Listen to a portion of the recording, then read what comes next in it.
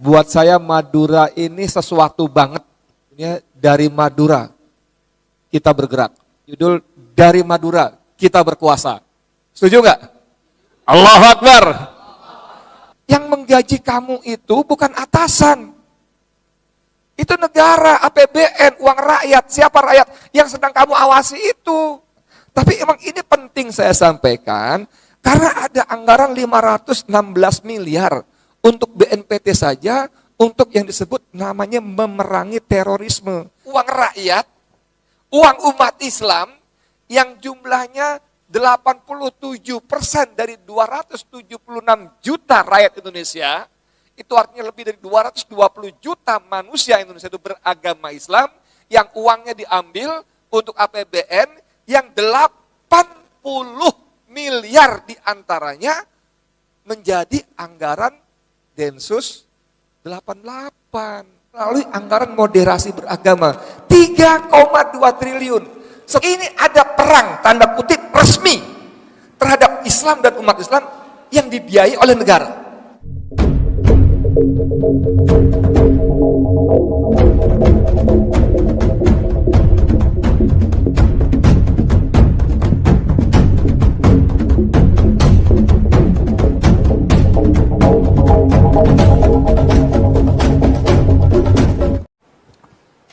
Bismillahirrahmanirrahim. Assalamualaikum warahmatullahi wabarakatuh. Alhamdulillah. Wallahu alladzi la ilaha illahu al-malikul quddus salamul muhaiminul azizul jabbarul mutakabbir. Subhanallahi amma yusyrikun. Asyhadu an la ilaha illallah wahdahu la syarikalah wa asyhadu anna Muhammadan abduhu wa Allahumma sholli ala Muhammad wa ala alihi washabihi wasallim.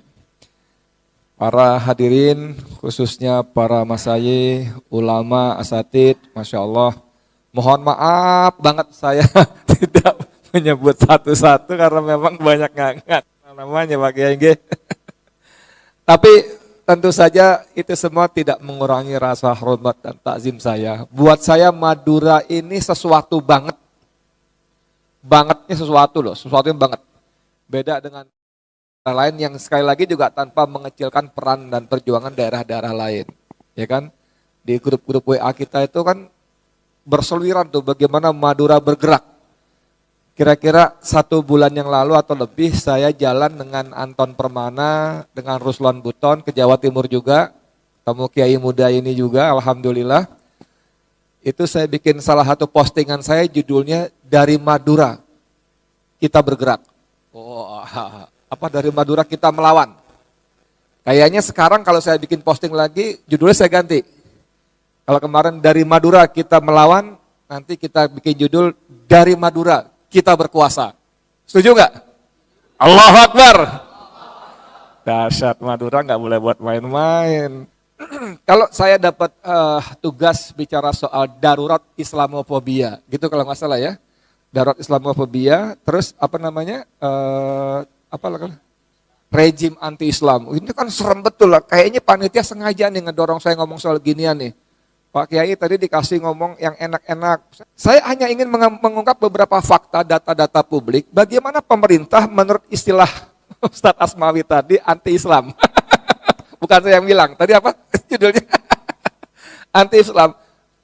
Ini ada data, Anda tahu BNPT, Badan Nasional Penanggulangan Teror. Itu dia punya anggaran BNPT tahun 2021 515,9 miliar. 0,5 triliun lebih. Anggaran dialokasikan untuk melototin orang-orang macam Pak Kiai. Pak Kiai ini bicara di mana, ngomongnya apa, serem apa enggak gitu ya. Ya saya nggak tahu mungkin kalau Masjid Al-Arqam ini bersih. Tapi di tempat-tempat lain, di masjid-masjid lain sudah hampir pasti acara-acara begini, ada teman-teman kita yang memang bertugas untuk memberikan catatan-catatan. Tugasnya ngintip-ngintip, nih si Edi ngomong apa nih, Asmawi ngomong apa nih, Ahmad Hosinuddin ngomong apa nih, dilaporin dan sebagainya. Aduh, saya bilang kasihan banget. Kalau cuma acara begini masih mending ya. Masih mending, tanda kutip masih mending ya. Ini sholat Jumat pun niatnya untuk begitu bro. Ngeri nggak? Salat Jumat yang Allah bilang, a'udzubillahi minasyaitonirrajim, ya ayyuhalladzina amanu idza nudiyati lis-sholati min yaumil jumu'ah fas'au ila zikrillah. Diminta untuk segera mengingat Allah, wa dzarul bai'. Tinggalkan aktivitas jual beli duniawimu. Ini orang datang dari rumah, mungkin mandi juga, mungkin berwangi-wangi juga, mungkin pakai baju koko dan sebagainya, bersih-bersih juga, tapi niatnya bukan untuk berzikir kepada Allah, tapi memata-matai saudaranya. Ini khotibnya ngomong apa nih? Wah, ini mah radikal nih. Ini intoleran nih. Dan seterusnya sebagai na'udzubillah min zalik. Lalu kalau kita tegur, Mas, Bok jangan begitu. Sampai kan orang Islam juga. Masa mematai-matai sih kalau datang ke masjid apalagi sholat Jumat. Bok yaon niatnya diluruskan. Mudah-mudahan dapat rahmat ridha Allah gitu. Jawabnya apa? Lah bang, saya kan cuma melaksanakan tugas. Uhuy. Emangnya nanti malaikat waktu gebukin kamu, batal gebukin, kamu kenapa mata-matain kiai Toha gitu. Ya saya kan melaksanakan tugas. Lalu kata mereka, iya deh nggak jadi gebuk deh begitu. Nggak bisa, tetap jegar, jelegur, jebret, jebrut. Lalu pimpinan kalian yang nyuruh-nyuruh kalian itu, emangnya akan, malaikat jangan, itu tanggung jawab saya yang beri tugas, begitu? Enggak. Dalam Ali Imran ayat 39 kalau nggak salah, itu orang-orang itu menyesal dan melapor kepada Allah. Ya Allah, kami telah mengikuti para pemimpin kami dan para pembesar kami, dan ternyata mereka menyesatkan kami. Ya Allah, laknatlah mereka, divine 2 kali lipat. Azablah mereka 2 kali lipat dan berikan laknat yang sangat besar. Kan begitu. Karena mereka nggak akan menolak, karena mereka juga sibuk digebukin. Hati-hati Mas, Pak D, Om yang bertugas. Sayang, saya cuma bertugas, Ed. Iya, lu sebagai aparat lu bertugas. Tapi lu sebagai manusia, lu sebagai muslim, lu juga punya tugas, betul nggak? Dari Allah SWT. Kalau dari atasanmu, yang mesti kita ingat, yang menggaji kamu itu bukan atasan. Itu negara, APBN, uang rakyat. Siapa rakyat yang sedang kamu awasi itu? Betul nggak? Lagi gajiannya kapan? Seminggu sekali? Tiap sore, tiap hari? Pulang tugas dapat honor gitu? Kapan gajiannya? Halo? Gajiannya kapan Pak? Ada yang tahu nggak gajiannya? Kalau pegawai gajiannya kapan? Seminggu sekali? Atau? Sebulan sekali bos. Sebulan sekali gajiannya. Udah bentak-bentak kamu, gaplok kamu. Kalau nggak bentar, gaji sebulan sekali pun bukan uang dia, uang rakyat, uang APBN. Tapi kamu sebagai muslim, sebagai manusia, sebagai muslim, punya tugas dari Allah. Gajiannya sebulan sekali juga. Allah kasih kita nikmat karunia setiap saat, setiap waktu. Berkesinambungan. Enggak berhenti. Allah kasih kita udara, kasih kita angin, kasih kita telinga, mata, tangan yang buat nyatet mata-matain tadi. Itu Allah kasih semua gratis setiap saat. Punya tugas juga. Dan kita, kalau kita kan sampean muslim juga, dalam sholat iftitah kan baca inna sholati wa nusuki wa mahyaya wa mamati lillahi rabbil alamin. Bukan lil atasan, lil komandan, bukan. Jadi kemana-mana. Tapi emang ini penting saya sampaikan, karena ada anggaran 516 miliar untuk BNPT saja, untuk yang disebut namanya memerangi terorisme. Nanti kita akan lihat siapa teroris yang dimaksudkan oleh negara kita. Sehingga teman kita ini, Ustadz muda, Kiai muda ini berpendapat, setuju apa enggak, rezim kita anti-Islam. Karena war on terrorism, yang mereka maksud perang terhadap terorisme itu, pada hakikatnya adalah war on Islam. Perang terhadap Islam. Nih saya tambahin lagi ya. Ini ada anggaran Polri, Kepolisian Republik Indonesia tahun 2021, 131 triliun. jumlah ini 131 triliun ini lebih besar dibanding gabungan Angkatan Laut, TNI Angkatan Laut, Angkatan Udara, Angkatan Darat. Yang cuma 110 triliunan. Anda bisa bayangkan nggak?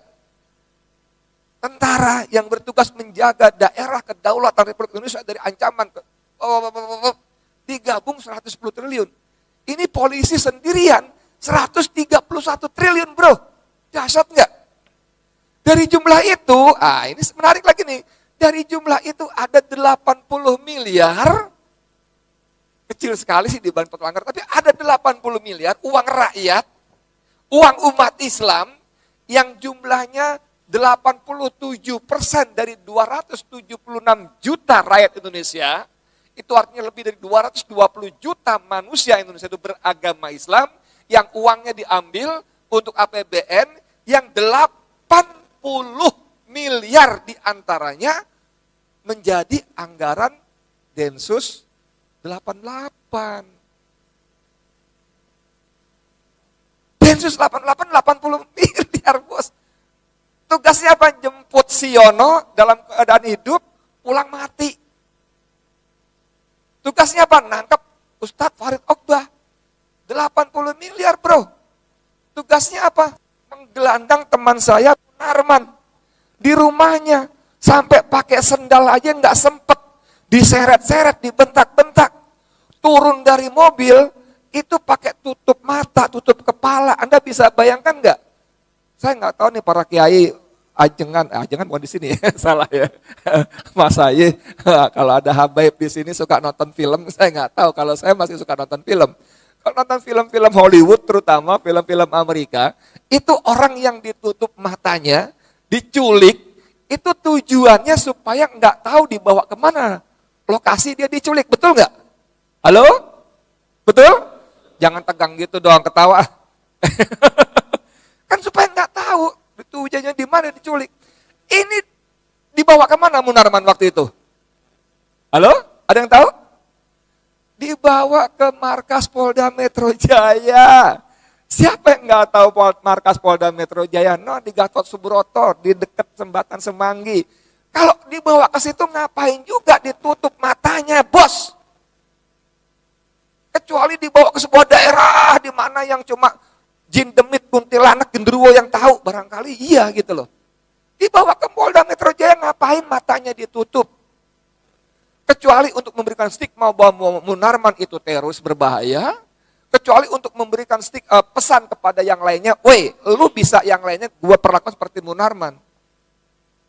Teror mental dan sebagainya. Dan itu dibiayai oleh uang kita, uang umat Islam. 8 miliar, bos. Anda bisa bayangkan kalau 80 miliar buat beli kerupuk, di sini makanan apa yang khas? Bebek. Beli makanan bebek, gelegean semua nih, sampang ini. Sampang ini apa? Pamekasan ya. Uang kita, Om. Satu ya. Lalu kita geser ke kementerian yang hadiah negara untuk NU, kata Yakut.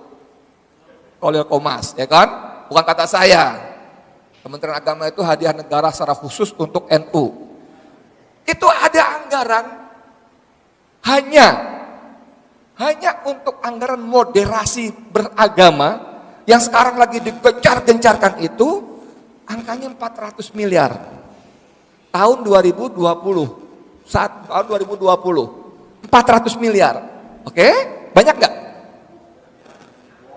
Tapi tahun 2021 anggaran 400 miliar itu naik apa ya? Kalau 400 miliar menjadi 3,2 triliun. Naik 800%. Untuk anggaran moderasi beragama. Apa moderasi beragama? Menjauhkan akidah dari umat Islam. Menjauhkan syariat dari umat Islam. Al-Baqarah ayat 208 yang hampir setiap Jumat dibaca oleh para khatib. Ya ayyuhalladzina amanu dkhulu fisilmi kafah. Menjauhkan umat dari Islam yang kafah. Moderasi beragama yang mendangkalkan akidah, yang mencampur adukkan nilai-nilai ibadah. Kalau kita diundang Natalan nggak mau datang, kita intoleran. Betul? Apalagi tiba-tiba Pak Kiai Toha ini bikin fatwa mengucapkan Natal orang Islam itu haram. Wah, itu intoleran, apalagi itu radikal, bisa-bisa teroris. Jadi kita dibuat-buat seperti itu dengan melalui anggaran moderasi beragama 3,2 triliun setelah dagangan Islam Nusantara nggak laku. Ini kan jilid berikutnya dari dagangan Anus. Tahu Anus? Aliran Nusantara, aliran Islam Nusantara. Sebelum Anus ada JIL, Islam liberal. Jadi mereka memang terus berupaya mendangkalkan akidah umat, menjauhkan umat dari ajaran Islam yang sebenarnya. Lalu kepada orang-orang yang berkhidmat untuk melaksanakan ajaran Islam yang sebenarnya diberikan stigma-stigma, stempel-stempel negatif, intoleran, radikal, radikul, otak lo ada di dengkul, kan begitu kan yang ngomong kan? Lalu disebut teroris. Nah sekarang gerakan seperti itu dikomandani secara resmi oleh negara, dibiayai oleh uang rakyat. Anda bisa bayangkan nggak? Itu negara Indonesia oleh para pendiri bangsa diakui merdeka karena rahmat Allah, betul nggak? Di Undang-Undang Dasar kita, atas berkat rahmat Allah yang Maha Kuasa serta disertai dengan keinginan luhur bla bla bla dan seterusnya. Jadi para pendiri bangsa kita sudah mengakui bahwa negara ini atas rahmat Allah. Dan dalam sejarah perjuangan kita sebagian besar adalah umat Islam, para ulamanya, para kiainya, para santri-santrinya. Darah Indonesia merdeka itu disiram oleh darah ulama, umat Islam, santri-santrinya. Lalu sekarang mereka berteriak paling kencang, saya Pancasila, NKRI harga mati. Kamu radikal, kamu intoleran, kamu 2 menit lagi. Salah ya. Ada. Gitu loh. Nah jadi bahwa tidak bisa tidak, bos, mohon maaf, tidak bisa tidak. Ini ada perang tanda kutip resmi terhadap Islam dan umat Islam yang dibiayai oleh negara, yang digerakkan oleh negara, yang digerakkan oleh aparat dan birokrat negara. Kemarin saya ngobrol, itu ada teman kita, teman Ustadz Ahmad Qosinuddin dipecat karena terindikasi dianggap terkait HTI, Hizbut Tahrir Indonesia, yang kemudian secara serampangan disebarluaskan sebagai organisasi terlarang, terutama oleh para buzzer dan para aparat hukum kita. Organisasi terlarang. Padahal tidak ada satu kata pun keputusan hakim pengadilan yang menyatakan HTI itu organisasi terlarang. HTI hanya dicabut, apa yang dicabut? Badan hukum. Badan hukumnya, dan itu tidak membuat dia menjadi organisasi terlarang. Begitu juga dengan FPI, dibubarkan iya, tapi tidak disebut sebagai organisasi terlarang. Lalu dengan serampangan dan sengaja disebarluaskan terutama oleh para buzzer, FPI organisasi terlarang. Kan gemblung. Ada teman kita Profesor Suteki mengajar falsafah Pancasila selama 25 tahun di kampusnya, ya.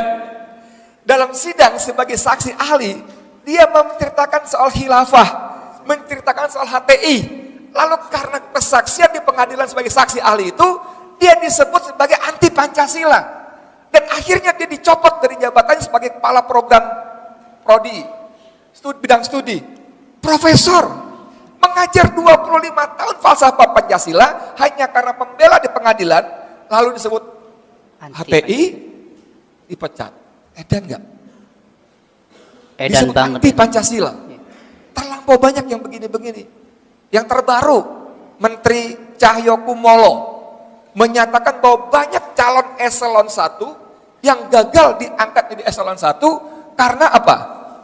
Karena keluarganya mengakses internet berbau radikalisme. Kalimatnya ya, bukan eselon 1-nya terlibat di FPI, bukan eselon 1-nya terlibat di HTI, bukan.